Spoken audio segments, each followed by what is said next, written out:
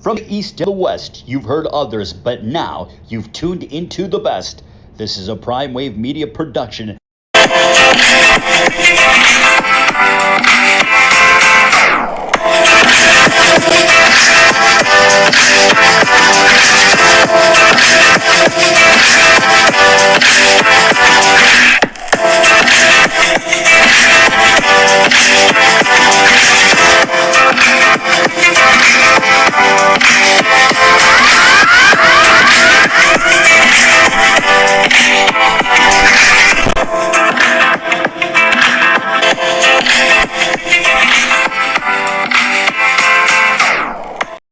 What's up, world? It's the one and only Pop DBICD Primetime Capper, and I'm feeling good. I'm feeling great. I hope you are feeling the same, man. It is Wednesday, November 30th. So, pretty much I'm feeling good. I'm feeling great. I hope you are feeling the same. Man, it's just, one of them days today, huh? We got a lot going on in the sports world, but let's first jump into this, and that's going to be the college football playoff, the CFP pitcher. And the CFP pitcher has Alabama at 6. They have Ohio State at 5. Then you put USC in there at 4. Then you have a TCU team as the number 3 team in the nation. Then you also have Michigan as the number 2 team in the nation. And then you have Georgia as the number 1 team in the nation. My biggest thing is I feel like, why do we have to have a conversation about Michigan possibly being the number 1 team in the nation? There's no way Michigan's the number 1 team in the nation. Now, I know they did beat Ohio State, all that good stuff, but that's a rivalry game. And I don't think that beating Ohio State warrants enough credibility for you to be the number 1 team in the nation. Why? Because a lot of people will say it was a beatdown because they don't like Ohio State. It's that simple, okay? Ohio State's been beating down Michigan for the last 20 years, literally. Their 4th win in 20 years, and people are acting like now the rivalry has changed. No, if Ohio State's able to get another chance at Michigan, Michigan ain't winning that game. I just keep it real with you because now you're on a neutral territory and things get a little different. But this is not what the subject's about. It's about what's happening right now. And I just really feel like there was a real disrespect towards Georgia, who has riding a 25-game winning streak, 26 to really be exact, including playoff, okay? They've lost, 3 games in the last 4 years? Georgia is a dominant force, and Georgia has to get the same respect that Alabama got for the last 15 years. Why would you even mention Michigan as possibly being a number 1 team in the nation when Georgia is the defending national champion? No, Georgia is like how any champion is. You got to beat Georgia to get to the championship. It's to get to the championship or win the championship. And I think you beat Georgia, you win, even if that's either CFP or the championship itself. But you play them and you win. It's that simple, So we have to take it with a grain of salt that they're really trying their hardest to get Ohio State in here. You got Ohio State at 5. They dropped nothing but 3 spots. You know what I mean? And the committee didn't look at it like they got blown out. But I think the biggest questions that you have here, TCU, was it fluke or not? But TCU, to me, is a team that may deserve to still stick around. They got 6 wins against top 25 teams. So the team that really helps Ohio State get into this group is going to be USC. And really, it's Utah, because they need Utah to beat USC for anything to happen. So pretty much I feel that when you get down to the nitty-gritty of everything, you have yourself a very good college playoff scenario. And it goes to show you that if you go to the 8 teams format, we're going to have a real parity here as well, too. I think if you go to 8 teams, then you're not giving these teams such an easy look to get there. You could easily start this situation right the week after the conference championship, but they don't want to do that because they want to get these guys some rest. But if you're one of the better teams in the nation, you're literally simulating the NFL experience right with that, right? So why not? But I look at this group and I say to myself, the teams that have the biggest odds against them winning that game is USC, because USC has a lot of hype behind it, but USC has not played against that many good teams this year. Even though the Pac-12 is picking it up, Pac-12 has about 5 ranked teams at this moment.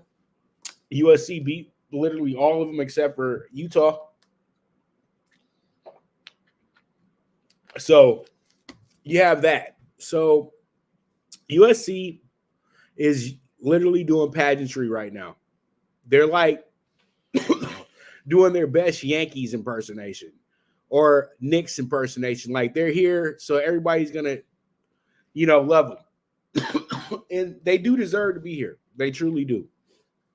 And I think that if they do win, it will be huge, but they're not gonna fool any of us into thinking that they're gonna be able to beat a Georgia, but they can beat TCU or Michigan.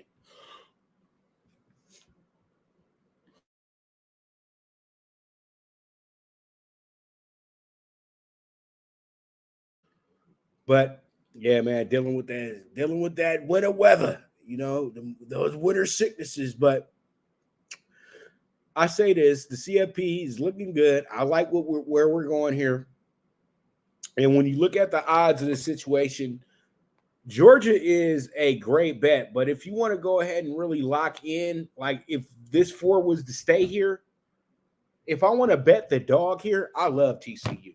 I just feel like TCU is ready to prove a big point for the Big 12, to be honest with you. Because the Big 12 hasn't had a team not named Oklahoma as the representative for this. And Oklahoma has got absolutely body slammed each time, literally. So we'll see how it goes. We'll see how it shakes out. And we go from there, man. It's that simple. All right, so let's go ahead and jump into some NFL talk. And we got DeShaun Watson coming back this week. Browns preparing for the debut of DeShaun Watson. Can they run the table, sneak into the playoffs? Let's go ahead and look at that scenario right now. The Browns 4-7, but we all know when you look at the Browns record, it should be maybe 6-5, 7-4, could possibly be 8-3. I'm not exaggerating when I say this, because when you look at their games this season, literally only 2 games were blowouts for them. Okay, they ever since going 2-1 to start the season, the Browns are 2-6. But when you look at those 6 losses, they lost by 3 to Atlanta, they lost by 2 to the Chargers, they lost by 23 to the Patriots, but then they came back around and lost by 3 the next week. That was a 4-game losing streak, but they only had 1 bad game in that group. Then they came back around and beat the brakes off of Cincinnati, who's absolutely rolling right now. And then Miami had a real good game against them, because Miami had a lot of things figured out early with the Browns. And then Buffalo was kind of like an afterthought that they would win that game, and it was in a bad situation because they took away the element of the snow, which would have been helpful for the Browns in a sense because they got a good running game. But they would go and play the game in Detroit. Browns still kind of tried to make it somewhat of a game, but the Bills were so focused on getting a big win after what happened against Minnesota the week before. Then the Browns come back around and get probably their victory of the year, which was a great victory over Tampa Bay. I got to give them that. But let's just go ahead and say that those 3 games that they were in the process of possibly winning turns themselves around. Now you have 7 wins on the season, like I just said, 7-4. I think if you have DeShaun Watson in the house, they only lose probably one of those close games, in my opinion. And they don't get blown out by Miami and New England in every sense of the word. So the Browns might be right where they want to be at, in my opinion. I'm looking at how it's working right now. The only thing holding up the Browns is a 2-6 conference record. That's not good moving forward to try to get into the playoffs, okay? When you look at the playoffs, the Browns are sitting at 9. And when you look at who's ahead of them, they would have to catch Indianapolis, they would have to catch New England, who's out now for the moment. But they have a 2-game advantage over the Jets. And the Jets have just as many conference wins, but they have 4 conference losses as well, too. So when you look at this, you have a New England Chargers team on the outside looking in right now. The Bengals are 7-4 as well, too. They can slip. But the Bengals are in a better position because they're dealing with a division where the division leader is only 7-4. And the only reason why they're ahead of them is because they got the tiebreaker. Their records are identical. And if you said points for, Cincinnati got 10 more. But you look how deep the AFC is. It's a tough look. And I just really do feel like it can be something that can be a great stepping stone going into next year. Now, when I look at the Browns' schedule, I say to myself that everything is possible. You got a revenge game for DeShaun here against Houston, the same team that ruined his career. Then you have the possibility of winning your 5th game in a row against the Bengals, who you absolutely trashed earlier this year. But that's going to be a big motivation game for them. That's a bulletin board game for them because that game is pivotal towards their playoff run. But you can go ahead and be a spoiler. Then you come back the next Saturday and you got Baltimore at home.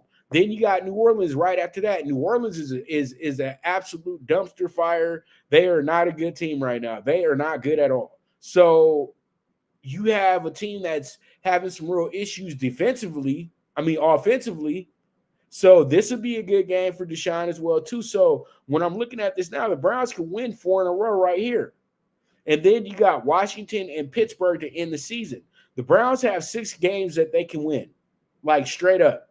And I know it sounds crazy today, but they got DeShaun Watson coming back. And if he can show any of that form that he had in Houston years ago, it's going to be a while. He's going to be rusty. But if he's able to just jump in there and be the quarterback that the Browns been waiting for, the guy who can get up out of there and run a little bit, keep plays open, get guys open, this could be huge.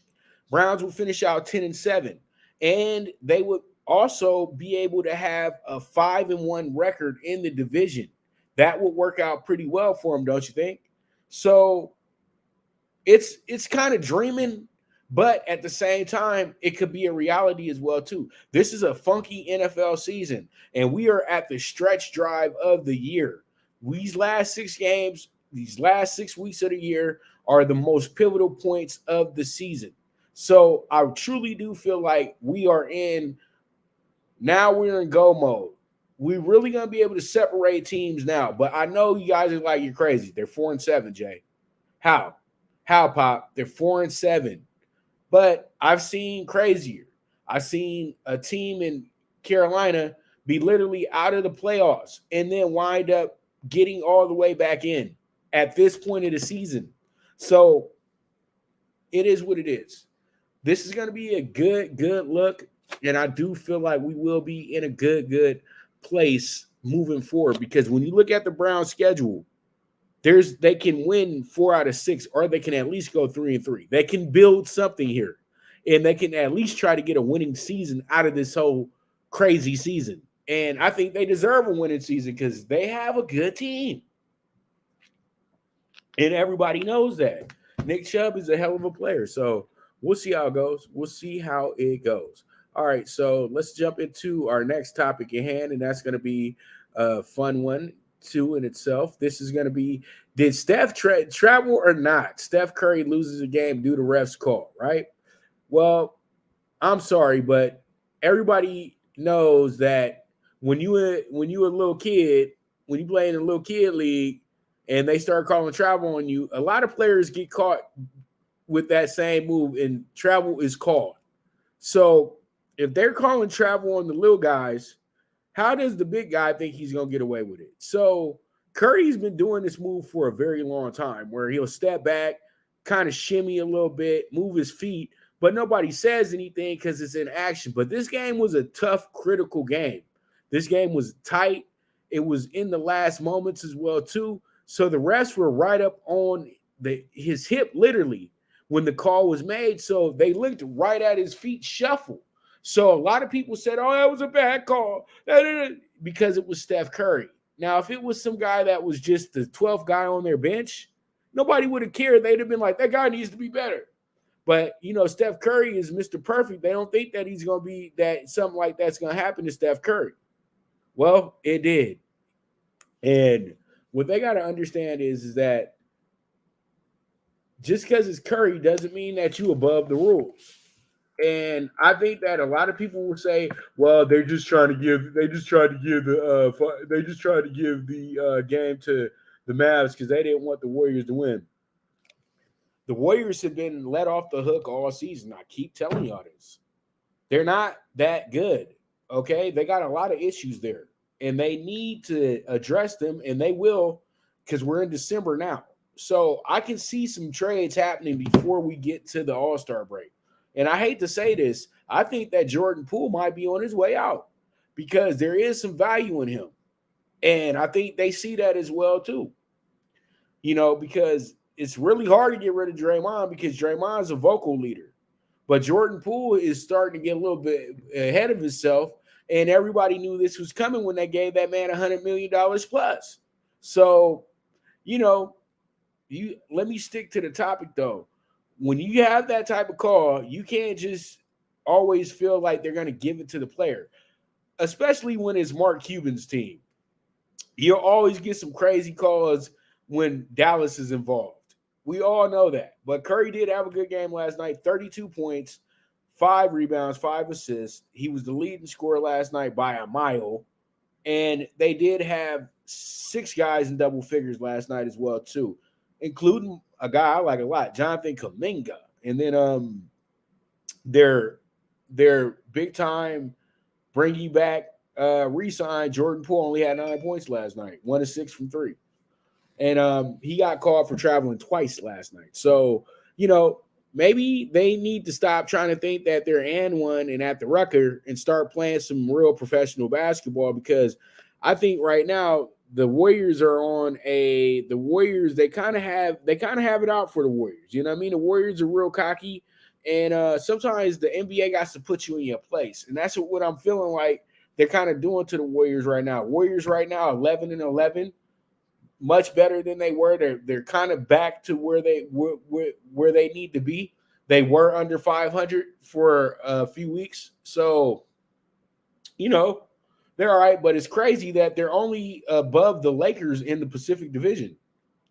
That's hilarious. So, and the Lakers, we'll talk about them in a second, but the Lakers have done well too this month. So it looks like it's going to be pretty fun when these guys play each other. But you got a Warriors team that's 2-10 on the road, and that has been really pretty much the reason why they're not playing that well this year, is that they can't. They got road woes. You know what I mean? And it's traveling, and it's guys being hurt a lot. So that works itself into the situation as well too. But the Warriors will be back. Are they back tonight? No, they are not. The Warriors will be back. It looks like Thursday. No, they won't. There's only one game Thursday night, too, Mavericks Pistons. So we only got one game. So it is what it is. But from what I'm seeing here, yeah, the Warriors play the Bulls Friday night. So they got their next game. They'll try to redeem themselves a little bit. So we'll see how that one goes. We'll see how it shakes out. But all in all, Steph Curry, you got caught last night. You've been doing it all your career.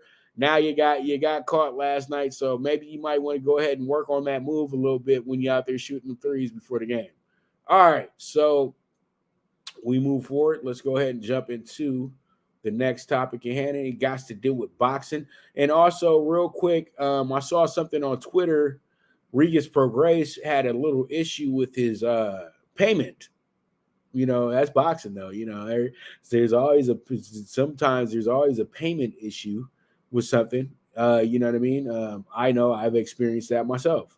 So from what I've seen, I know people over at Marv Nation, and it was confirmed to me that they fixed that situation. So that situation's been fixed. And so pretty much for all the people that just felt like they needed to disown Marv Nation and everything because they said they sent a check, they took a check, the check bounced. And so instead of just going ahead and getting the problem fixed internally, you went ahead and jumped on Twitter to make sure that the whole world knew that these people didn't pay you. So now that promotion has a bad look moving forward, and they might not be trusted again. I think that sometimes when you're dealing with big money the way that they are, you don't put people on blast until you officially know what the issue is. Because at the end of the day, ain't nobody on Twitter going to help you. All they going to do is just say, man, you need to get your money. And then they'll go on about their life. You know what I mean? You had to go directly to the source on what the issue is. And, everybody all of a sudden knows how to break down the numbers of a fight and know how the payments go for fights. You guys do not know even the half how shady this business is. And at the end of the day, sometimes you get mad at the promoter for how they paid you, but you guys got to understand, a lot of times the promoter is not paying the boxer directly. They're paying the manager, somebody on the team, somebody who helps set up, negotiate contracts, all that stuff for the fight. So what happens is you might not know how much money you're really making. Okay. So I'll stop right there because there's a lot of things that go into the business. You know what I mean? There's a price that's actually paid, and then there's a price that's actually given. So we have to understand that part as well, too. So sometimes you be having these managers double dipping, and then the money gets messed up. So I'm not saying his manager messed it up. I'm not saying that, because it's all on Marvin and because Marv Nation and because they sent they gave him the check bounced, but they fixed it. If they fixed it, it's not an issue. And it's that simple. And that's why I say people got to relax sometimes before they jump the gun. They have to let things sort themselves out and work themselves out. I know people will pop, but that's just business sometimes, man. As long as you get your money, you good. And I always say you don't need to run to the crowd and start being mad before you really go to the source and have them fix it. Give them the opportunity to fix it. But let me get into this real quick. This fight is some absolute BS, in my opinion. I think that what we have here was a pump fake by Tyson Fury. Let's keep it real. Tyson Fury was a straight up pump fake right here. And he was supposed to fight Anthony Joshua. We had it set. I even came on the show and was talking about the announcement. I was excited for Joshua Fury because I felt like AJ was going to send him to the moon. Now he picks up Derek Chisora because he's out of shape. He ain't been training that tough, and he knows he got some easy mark. Everybody been whooping Derek Chisora for the last 4 years. You know what I mean? No offense to him. He's a warrior. Let's keep it real. He's a warrior, but he is a guy that you pick up so you can go ahead and have a good scrap, and then you'll win. It's that simple. And he good with that. And Derek Chisora, this is his final fight, and him and Fury are buddies. So he wanted to make sure his buddy's good. But Derek Chisora is going for history. Derek Chisora is not going in there to get beat up. He's going in there to win this fight. So it will be a good fight. I really don't care for it because I really don't care for the hype of it because there is no hype of it. But it's a heavyweight bout, and that's what's important. And I think what we're setting ourselves up for is a possible Final Four type situation. You got Daniel Dubois fighting against Lorena, and for the WBA world belt. It's not the super title, the title that's actually the one that's recognized as the WBA. Is the world title of the WBA because the WBA has the world and the super. The super is considered the big belt. The world title is considered the secondary, but it's still a world title. You know what I mean? So you got Dubois, who's going against Lorena. I think the winners will face off because all of them are represented by Warren. So they should be, they're all probably going to face off. So, you know, loser fights loser if Chisora is still around, and winner fights winner. Just think about it, because all of it's a joke. All of it, is kind of a sham when it comes to these UK heavyweights, dude. You know what I mean? They want to fight each other. They want to keep the belts over there because they know once they hand it over here to once we get a US champion again, they might not see that belt for the next 20 years. You know what I mean? So, y'all was mad at Deontay for what he did, but Deontay kept it here. That's the whole thing. Deontay wasn't running over there fighting them. He gave Tyson Fury the opportunity, but he understood that he had the green belt and that he can fight who he wants to fight. And he fought all the top US guys. And y'all gave 5, 6 of them a chance, but they got cooked. And see, y'all mad about that. Then you want to talk about he never fought nobody. But y'all felt like Stavern could have got with them. You felt like maybe Chris Arreola had somewhat of a shot. I even heard people thinking Brazil had a shot.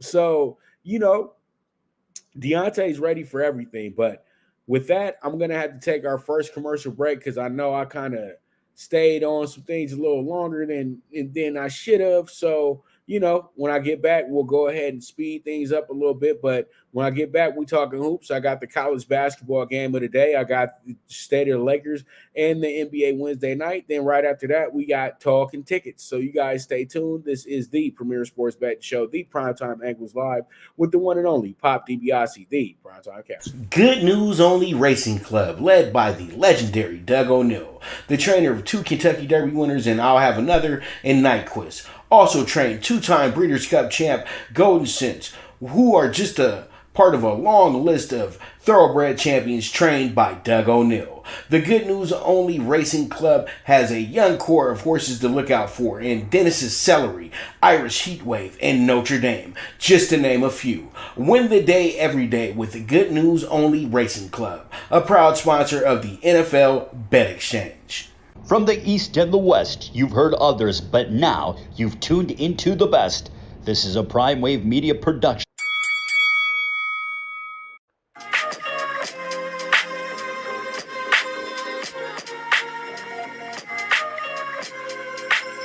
Tune into Big Wave Boxing every week with a brand new guest with the one and only Pop DiBiase, the PrimeTime Capper, getting the best boxing stories, best boxing angles, and the truth when it all comes down to the sweet science.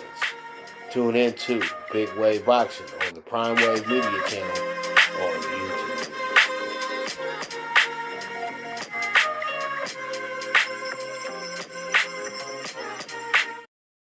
All right, we are back with the premier sports betting show, the PrimeTime Angles Live, with the one and only Pop DiBiase, the PrimeTime Capper. So let's go ahead and jump into our first game that I have here for you. That's going to be this game right here. It's going to be between UNC and Indiana. This used to be almost like, man, if they met up in the tournament, they'd be hyping this game for days. You got North Carolina, who did not really fall off too much.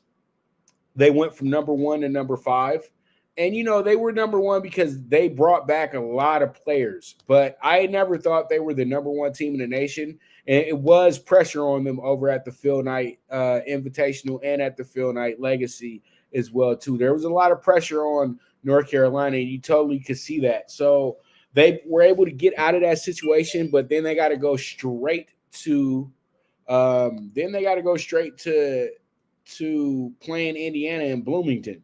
Assembly Hall, which is always a tough out for non-conference teams, and Indiana always figures out a way to really play tough in this challenge right here because it's the Big Ten ACC challenge right now as well too. So you got North Carolina, Indiana, and they always put the blue bloods against each other. So they have in those matchups today. You have Duke playing against Ohio State at Cameron. So you got Michigan State playing Notre Dame today in South Bend. So you have a lot of good matchups. Then you got some matchups where it's like, what the hell is this when you got Boston College in Nebraska? But these two teams are very comparable. And one of my favorite players is still on this team as well, too. My man, Their center, who I feel who's blessed them by not going to the NBA. He's in his 4th year now, okay? And he actually kind of regressed a little bit from his sophomore year. He could have came out, but he didn't. So he went down about a point, and he's getting 18.8, but he's also getting himself, he's damn near to a double-double right now. But Trace Jackson Davis is just living a dream right now, playing in his home state. And we all have to remember he is a redshirt junior as well, too. So he redshirted. He's in his 4th year. Hopefully he doesn't play a 5th year. You know what I mean? So, it should be a little fun. It should be fun from what you see here. And he's a good guy.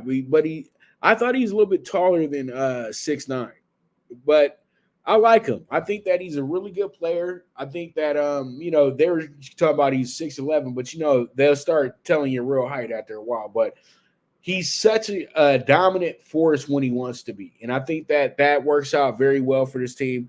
I'm looking at his last little stat line. He had 15 against Morehead State. He had 21 against Bethune-Cookman, missed 1 shot that day. Had 30 against Xavier, missed 3 shots that day. Had 17 against Miami of Ohio, was 6 of 8. And then he only went 4 out of 5 against Jacksonville State, but they ain't need him to do that much against Jacksonville State. Okay, quick breaking news as well, too. Aaron Donald is going to be out Sunday versus the Seahawks, but that was expected. We kind of already figured that was going to happen from what we saw. So, Jackson should be fresh, though, because he only played 19 minutes last game as well, too. So that should be something that you look at for somewhat of an advantage. And then you have this North Carolina team that has their 20-point scorer game. And Caleb Love, who went for 34 against Alabama on Sunday. And I know he's chomping at the bit, but the guy shot 36 times. You know what I mean? That's a lot for a college basketball player. 36 times? Like, you got other teammates, right? And then Baycott and Davis, all these guys, they're killers. They're really good players. They're top 4 scorers. That's literally all they need to get past these games. But North Carolina knows it's a long season. It's a long stretch. And I like North Carolina tonight. North Carolina is the dog coming into this game. I know that they're going to be a little shorthanded, but they have the better coach. So I'm taking them in a spot. And I know you guys love Indiana's coach and everything like that. You think he's a really good coach. But all in all, I truly do feel like this game will wind up being a very, very good game. And it winds up with UNC getting themselves a big win after playing against really good competition coming into the day. You know what I mean? So that's how I'm seeing this.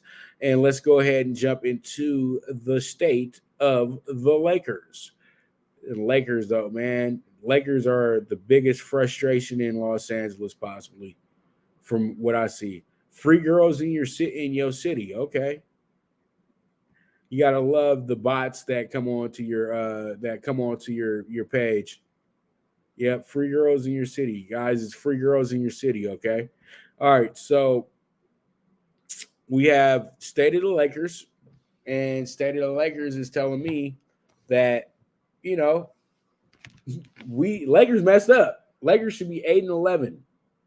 Lakers could be honestly, Lakers could be like 11-10 right now because they blew a bunch of games this year. We know that for sure. They've blown a bunch of games this year. But the Lakers, you have to be proud of what they're doing right now. These guys have won their last 5 out of 7. They're 7-12 now. They got Portland coming in tonight. Portland isn't playing as well as they did to start the season. They're a team that's lost 6 out of 7. So this is right on time for the Lakers because they're still dealing with Dame being a little hurt. And, they lose to the Clippers last night by 6. Then they're probably going to come into this situation thinking that it's going to be kind of easy. You know what I mean? And I don't think so. I think the Lakers were very focused on who they are now the other night. And I think Schroeder and Tommy Bryant are pretty much the guys that they needed to start really thrashing on guys. And Kendrick Nunn's playing good basketball right now. Westbrook is playing out of his mind, but he's playing great basketball as well too. I think that when he was it okay, I think that was the Spurs game. He busted his forehead, but he's playing great basketball. But AD's playing absolutely insane right now, in my opinion. And I think that's the key right there. Because as I said before, the Lakers needed somebody getting double-digit rebounds every game. And AD has put that on himself to do that. So the Lakers tonight, they've already lost to the Blazers, but they should have beat the Blazers. They had a big lead over the Blazers as well, too. And I say this, if the Lakers get a big lead tonight, they're not giving it up. And, you give props. So you got Lonnie Walker out there killing. You got Austin Reeves getting 10.3 points a game. I think that maybe they might need to reduce his minutes just a little bit because I think Troy Brown's is a better player, to be honest with you. But we know why Reeves is out there. Reeves does everything that the coach wants him to do. So that's why he's out there, because he's a good little soldier.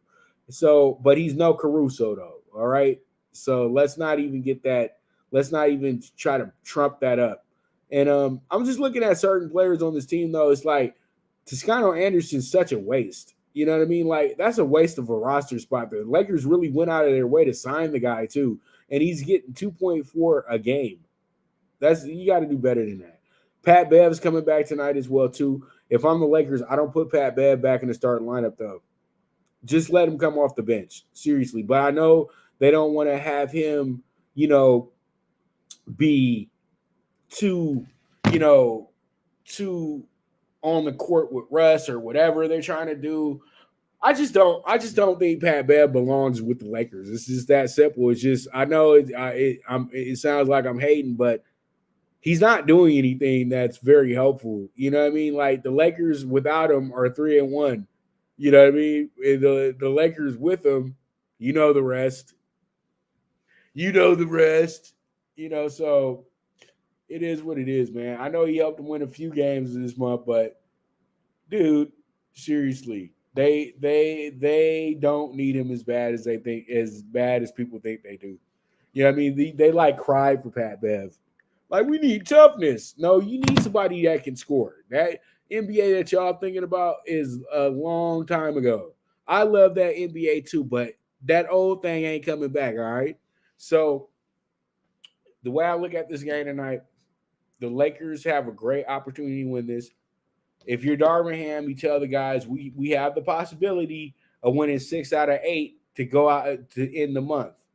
This is a good way to go into December as we try to move forward and become a 500 team for the first time this season. So the Lakers have some motivation right now.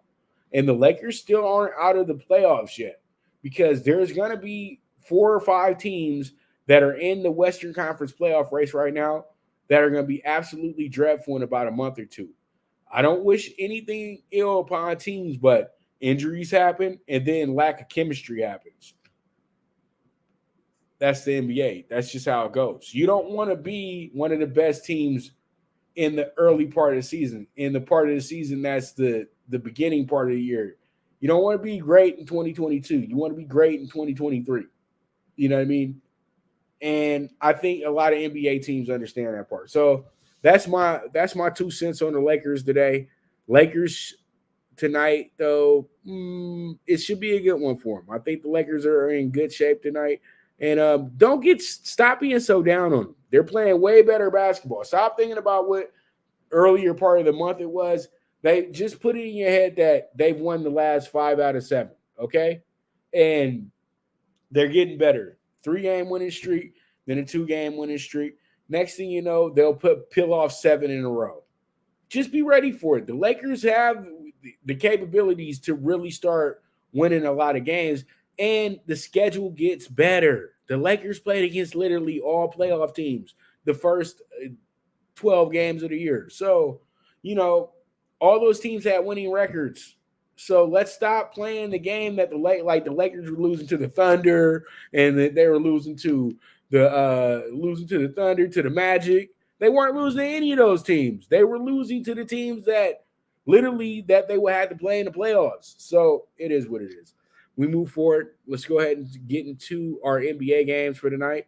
Up first, we got Orlando and the Hawks. You got the Hawks coming in here 11-10. You got a Magic team 5-16. When you look at how they've been playing this month, Orlando's not good, but they knew they weren't going to be good coming into this season. I think that they should try just a little bit more, though. That's my whole thing. Like, can you try just a little bit? But they had a good little moment where they had 1-2 in a row when they had a 6-game, what was it, about an 8-game winning streak? I mean, an 8-game homestand. Yeah, they gave them they gave them a 7-game homestand, and they were able to win 2 of those games, 3 of those games, and that gave them a little bit of confidence because they beat the Warriors and they beat the Mavs and they beat the Suns. So they're like, yeah, man, we might be something, you know. Then they wind up losing after that their next 8 out of 9. So, or actually their next 7 out of 8. So, their last win came against the Bulls on the 18th, and they played kind of tough. They only lost by 7 last time against Brooklyn, and they end the month at home against the Atlanta team that you never know which one's going to show up. But the first time they played, Atlanta beat them by 10. So you have that in the court. And then you look at them 5-16, worst record in the league other than Detroit and also Houston. But Houston was already ready to be a bad team this year. We all know that. So I look at Atlanta, 11-10, second place. They can be cocky tonight because they're not playing against anybody that they feel is a threat. Let's put that into fruition, So I'm looking at this one right now. This team is struggling mightily. They've lost their last 4 out of 5, including 3 in a row. So they're looking at Orlando as kind of a breath of fresh air, but come on, they lost to Houston in this stretch. So Orlando has a big shot, in my opinion. I think that this game, though, is more about not running to get them as a dog bet, but you literally taking them on the spread. I think Orlando is a good spread play for you tonight. We'll see how it goes. We'll see how it shakes out. But Hawks and Magic here in a division game in the Southeast. And then we have another divisional game in the Atlantic. Well, my bad. The Wizards used to be in the Atlantic like 30 years ago, but I'm thinking about 90s NBA right now. But the Wizards are actually a Southeast team as well too. You got Brooklyn, who's in the Atlantic division.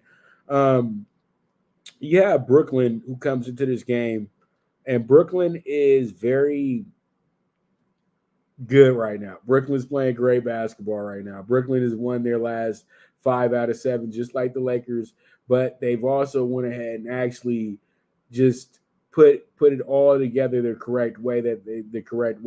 They've been really good this month. They started off the season absolutely atrocious. They were 2-7 at one point. Now, when you look at their record, they're 11-11. So that means that they're 9-4 since that point. Okay.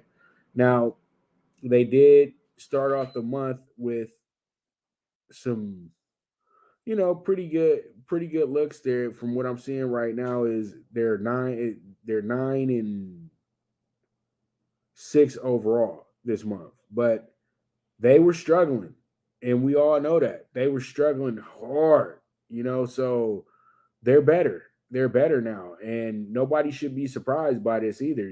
Kyrie's back full time, so the Nets are doing their thing. Then you got the Wizards coming into this game, number 1 in their division, tied though with the Hawks, and they had lost 3 in a row, and they just snapped that losing streak with a 15-point win at home against Minnesota. But they had lost 3 in a row, and they've had a good month this month.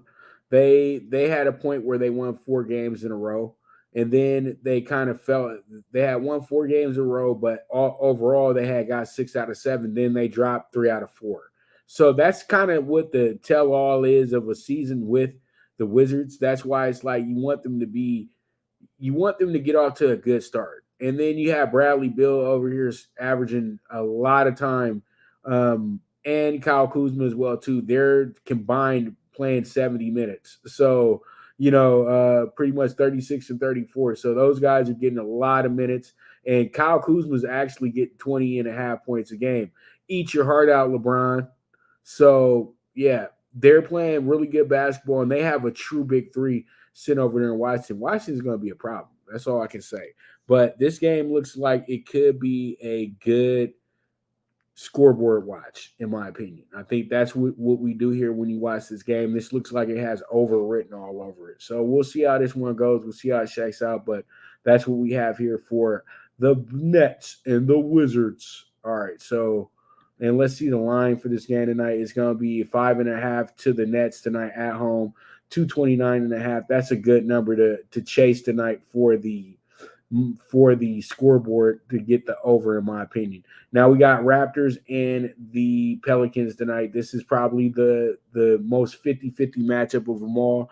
A lot of people will probably go ahead and say they like the scoreboard, but I like the Pelicans tonight. I think the Pelicans play so much better at home. The Raptors are always a very peculiar case, but I think that they won't have enough tonight to beat the first place Pelicans, who were tied for first place with Memphis.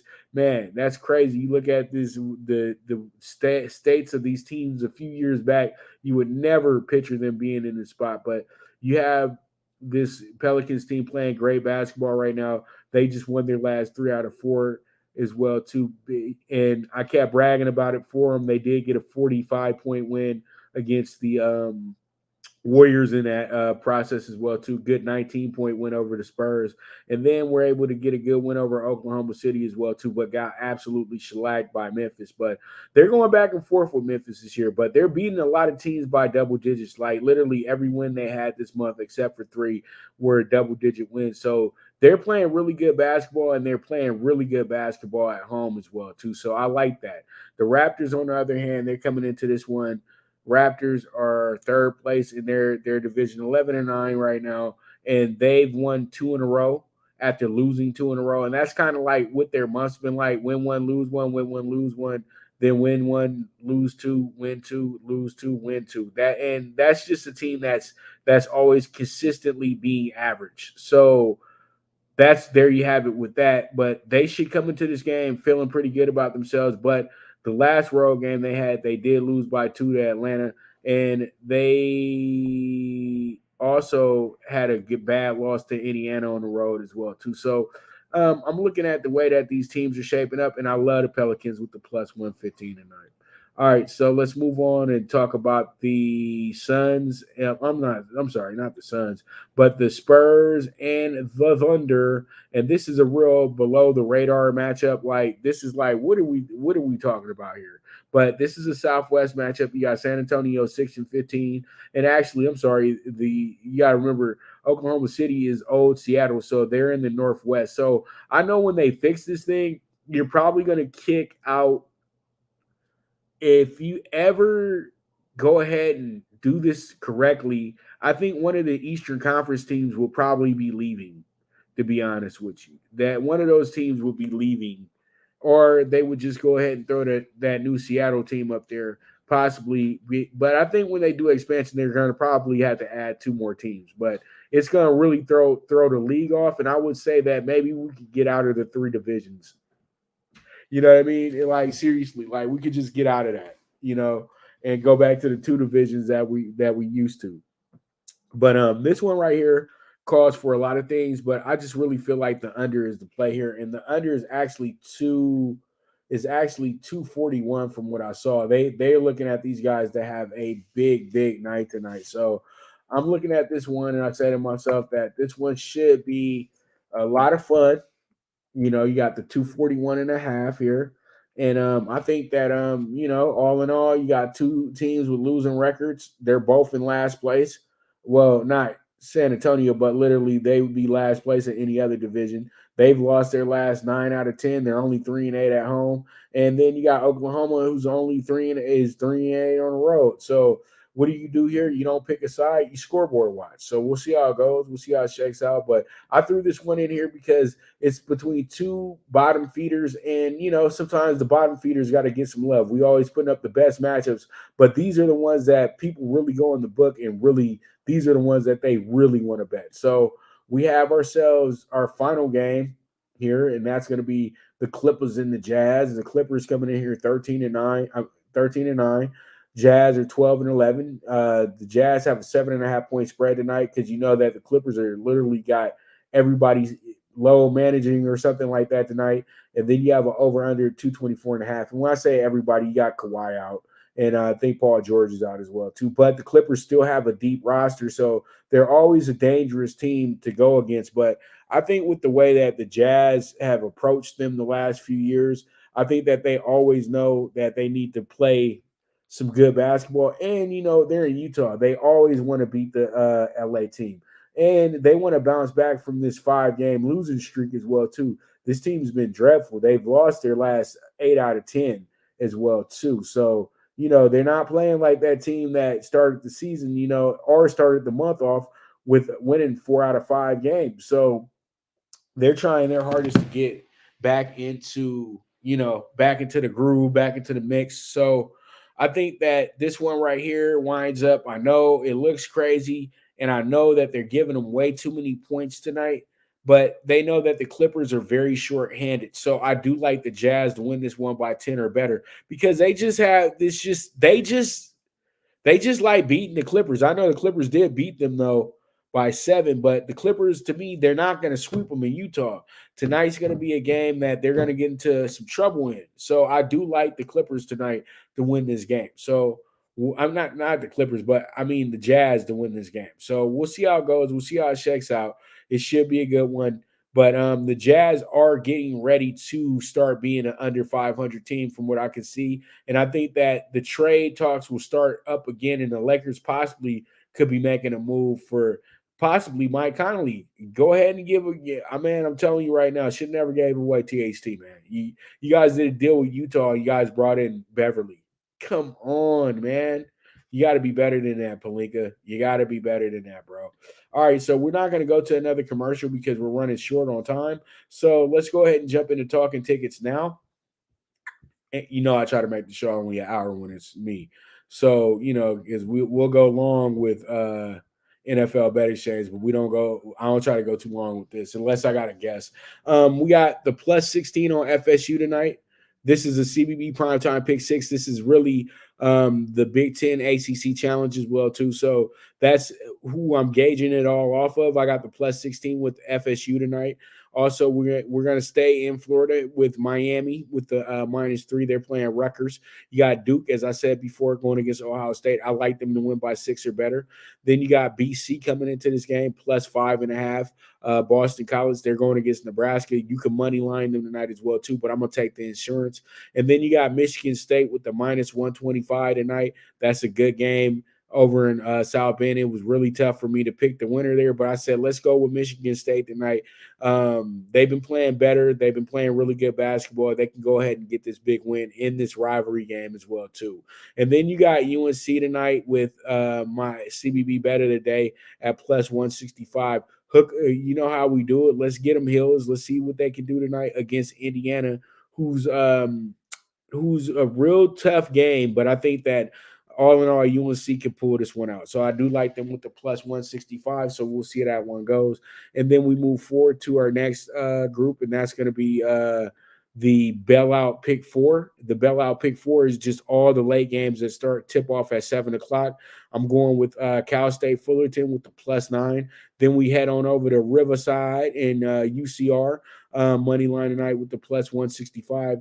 Then we go on St. Mary's tonight with the -9.5. And then we finish up with the over 127 in the initial Pac-12 tip-off game tonight between two long-standing rivals in USC and Cal. So we'll see how that one goes. We'll see how it shakes out. And then we end with the super high 5, 28-1. You got the Magic plus 6. You got the over 229. with the Wizards and the Nets. Then you got the Pels with the plus 115. And then also I have the under 241.5 with the Spurs and the Thunder. And then we also have the -7 with the Jazz tonight as well, too. That's going to be a 28-1 ticket. So there's a lot of value here on the ticket as well. You got 17-1 and you got 62-1. And then you finish up with 28-1. So, you can't tell me that I ain't giving out some tickets that you guys can pay the rent with. So there it is. Because I always see people trying to hit a 20-teamer and all that stuff. I can make it real simple for you if you want to go ahead and play these. You know what I mean? Same exact ticket, but you don't have to put 25 teams up in there. You play 20 favorites, 2 dogs, and 3 spread and 3 over-unders. You're going to keep losing your $7.50. Y'all, I'm trying to give y'all some real game. You throw your 20 on here, it's going to hit. Don't worry. It might not be today, but it will be a day where you'll be like, Pop, thank you for that $620. All right. So, because you put 10 on that, $62, pick 6 is $620. You put 20 on it, it's $12.40. Come on, man. It's a little investment to get a big reward. Let's see how we do. I'm confident in me. You should be confident. So with that, we're going to wrap up the show for today. I thank you guys so much for tuning in as well. You guys are the absolute best. And if you're watching, make sure that you retweet, share, whatever you have to do so we can get these numbers up.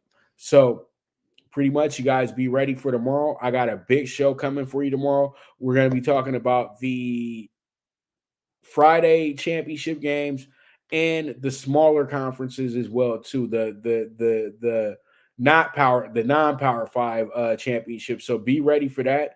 And I can't wait, man. You guys are the absolute best. And pretty much we have ourselves a great sports weekend ahead of us as well that starts tomorrow. So you guys be ready for a great show. I'm going to be talking some boxing as well too.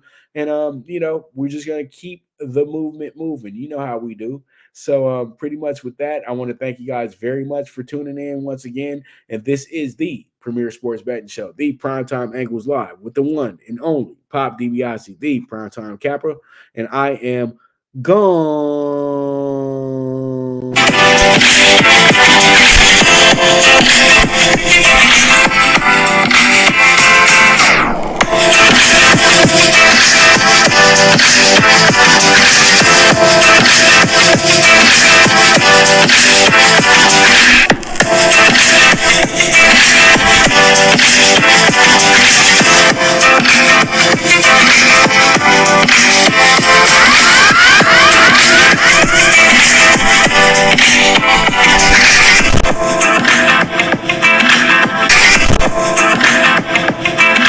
From the East and the West, you've heard others, but now you've tuned into the best.